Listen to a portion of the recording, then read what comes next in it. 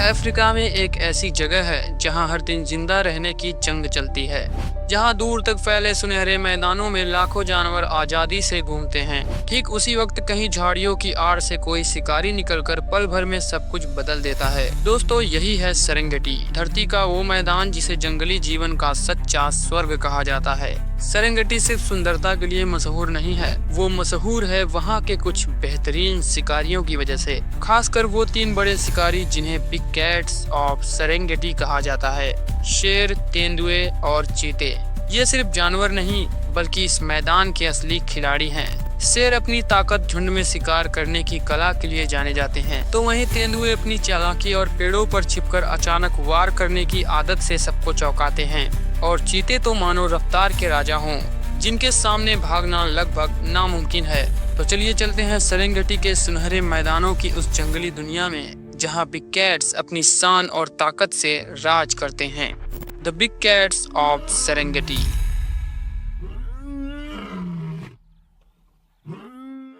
आज से करीब 20 लाख साल पहले अफ्रीका और एशिया की धरती पर बिल्लियों का एक वंश अस्तित्व में आया, जिसे हम आज शेर, तेंदुए और चीते के पूर्वजों के रूप में जानते हैं। वैज्ञानिक इन्हें पैंथेरा एट्रोक्स और पैंथेरा पेलेओसिनेसिस जैसे नामों से जानते हैं। यही वे प्राचीन प्रजातियां थीं जिनसे आगे चलकर बड़े शिकारी बिल्लियों की अलग अलग शाखाएं निकली। इनके जीवाश्म सिर्फ अफ्रीका तक सीमित नहीं मिले, बल्कि यूरोप, एशिया और यहाँ तक कि उत्तरी और दक्षिणी अमेरिका तक भी पाए गए हैं। ये दर्शाता है कि इनके पूर्वज धरती के विशाल हिस्से में फैले थे और हर माहौल ने इन्हें कुछ नया सिखाया। शुरुआत में ये बिल्लियां आकार में बहुत बड़ी नहीं थी, लेकिन उनके पास मजबूत जबड़े, शिकार करने की क्षमता पहले से ही मौजूद थी। समय के साथ जब धरती की जलवायु बदली और जंगलों की जगह घास के मैदान फैलने लगे, तब इनके सामने नई चुनौतियां आई।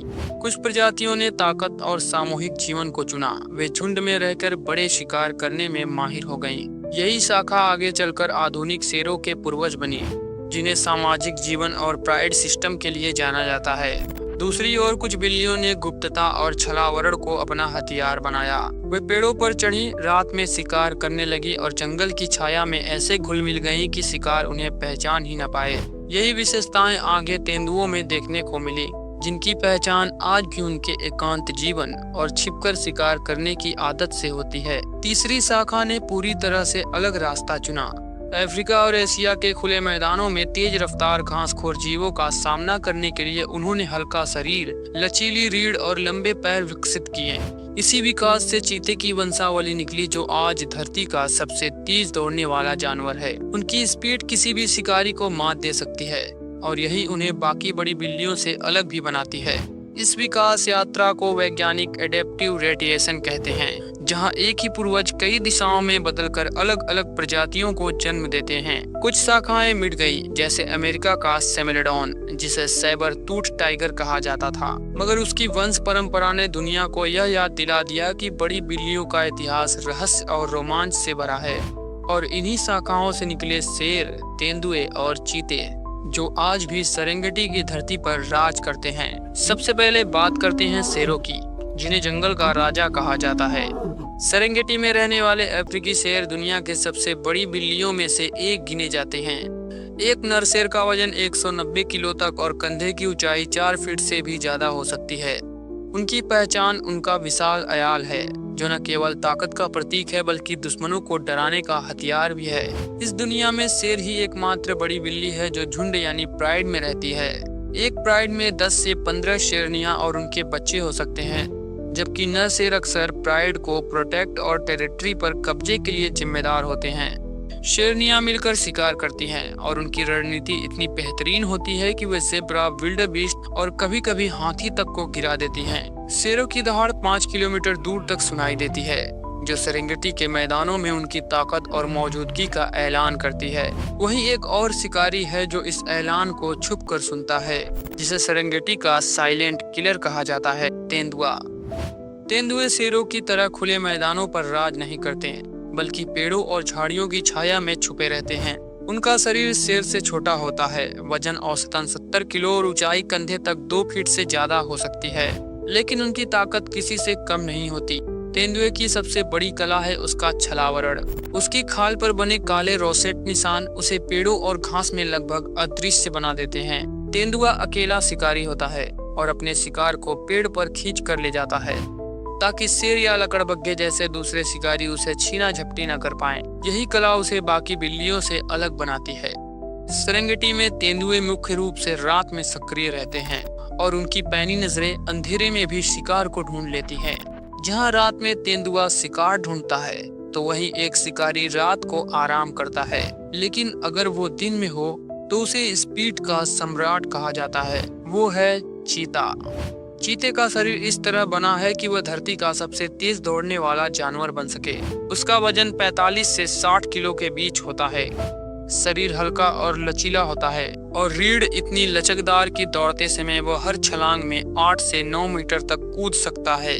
चीतों की लंबी टांगें, नुकीले पंजे उन्हें जमीन पर पकड़ बनाए रखने में मदद करती है। उनकी सबसे खास पहचान है उनके चेहरे पर नीचे की ओर जाती काली धारियां, जिन्हें टीयर ड्रॉप मार्क्स कहा जाता है, जो सूरज की चमक कम करके दिन में उन्हें बेहतर तरीके से देखने में मदद करती है।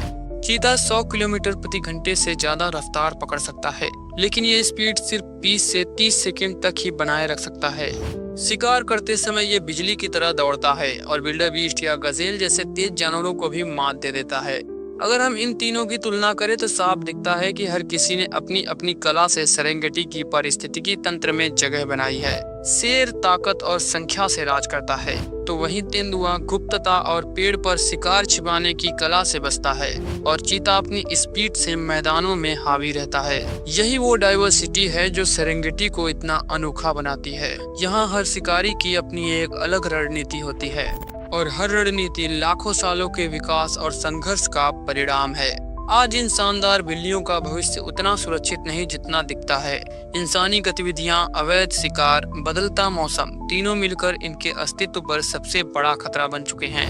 इंसानों की बढ़ती आबादी ने जंगलों और घास के मैदानों को खेतों में और बस्तियों में बदल दिया है, जिससे शेर, तेंदुए और चीते अपने पुराने इलाकों से बेदखल होने लगे हैं। जब उनका प्राकृतिक घर छोटा हुआ तो उनका इंसानों से टकराव भी बढ़ा। कई बार किसान अपनी गाय भैंस बचाने के लिए इन पर हमला कर देते हैं, लेकिन मुश्किल यही खत्म नहीं होती। जिस वक्त ये बिल्लियां अपनी ही जगह और शिकार के लिए संघर्ष कर रही होती हैं, तभी पोचिंग यानी अवैध शिकार इनके जख्म और गहरे कर देता है। शेर अब भी तंत्र मंत्र और दवाओं के नाम पर मारे जाते हैं। तेंदुए की खाल और दांत काले बाजार में बिकते हैं और चीते के मासूम बच्चों को पालतू व्यापार के लिए तस्करी किया जाता है। नतीजा ये हुआ कि पिछले 100 सालों में शेरों की संख्या 90% तक घट चुकी है और अब पूरे अफ्रीका में मुश्किल से 20,000 लायन ही बचे हैं। तेंदुए छिपे रहने वाले जीव हैं, इसलिए इनकी सटीक संख्या बताना मुश्किल है, लेकिन IUCN लगातार गिरावट की चेतावनी दे रहा है। और चीते तो सबसे नाजुक हालात में हैं, क्योंकि पूरे महाद्वीप में सिर्फ 7,000 के करीब ही जिंदा चीते बचे हैं। इन सबके बीच क्लाइमेट चेंज का खतरा सबसे ऊपर मंडरा रहा है।